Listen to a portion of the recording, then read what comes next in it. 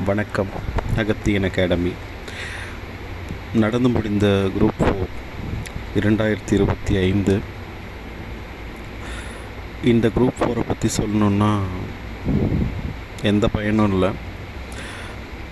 அப்படிப்பட்ட ஒரு அழகான வினாத்தாள் செட் பண்ணி அத்தனை தேர்வர்கள் 5 ஆண்டு 6 ஆண்டு தூக்க கெட்டு குடும்பத்தை எல்லாம் மறந்து அத்தனை தியாகங்களுக்கு இடையில் நம்ம ஒரு தேர்வை எதிர்நோக்கி காத்திருந்து அந்த தேர்வை எழுதும் பட்சத்தில் அவங்களுடைய வினாத்தாளுங்கிறது மொத்த தேர்வர்களுடைய மன உளைச்சலையும் மன உறுதியும் உடைத்தெறிகிற வண்ணம் இருந்தது. இதனால் பலதரப்பட்ட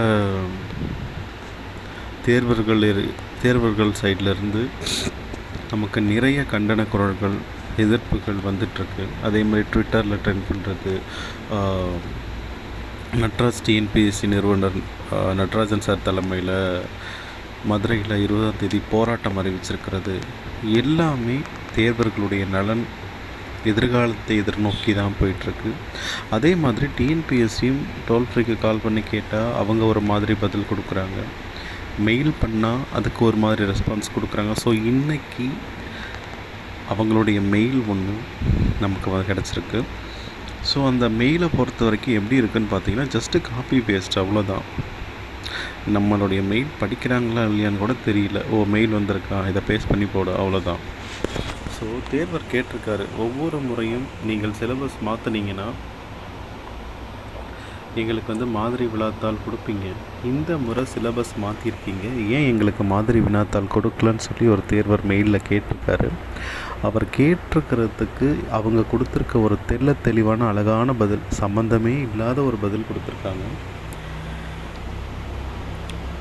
குரூப் 2 அப்புறம் குரூப் 4க்கு குரூப் 2 2A தென் 4க்கு சிலபஸ் நாங்கள் மாற்றிருக்கோம். பொது தமிழ், பொது ஆங்கிலம் மற்றும் பொது அறிவு, இது எல்லாத்துக்குமே பாடத்திட்டத்தில் எந்த அலகிலிருந்து எத்தனை கேள்விகள் கேட்கப்படும் சொல்லி நாங்கள் பிரித்து கொடுத்துட்டோம். நாங்கள் அதை மாதிரி தான் கொஷினே செட் பண்ணியிருக்கோம்.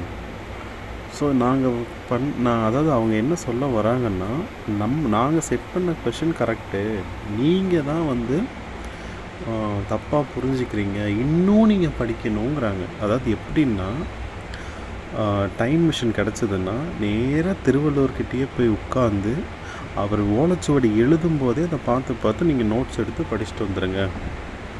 தொல்காப்பியர் காலத்துக்கு போங்க, அவர் எழுதும்போது அதை பார்த்து நோட்ஸ் எழுதிட்டு வந்துடுங்க. கம்பர் காலத்துக்கு போங்க. இந்த மாதிரி ஒவ்வொரு தமிழ் அறிஞர்கள், தமிழ் எழுத்தாளர்கள் அவங்க காலத்துக்கு போய் அவங்களுடைய நோட்ஸை, ஓலைச்சுவடி கூட இல்லை, அவங்க குறிப்பெடுக்கும் போதே அதை பார்த்து நம்ம குறிப்பெடுத்துட்டு வந்துடுங்க. அந்த மாதிரி ஒரு அழகான பதில் கொடுத்துருக்காங்க. அடுத்தது எங்கே போய் எடுத்துகிட்டு வராங்கன்னு தெரியல. அடுத்த கொஷின் போகலாம். மேபி 1850 1750 அந்த காலகட்டங்கள் கூட போகலாம். இப்படி ஒரு மெயில் ரெஸ்பான்ஸ் இது வரைக்கும் நாங்கள் எதிர்பார்க்கல. பார்ப்போம். இந்த மரவழி போராட்டம் கண்டிப்பாக வெற்றியடையும். நன்றி.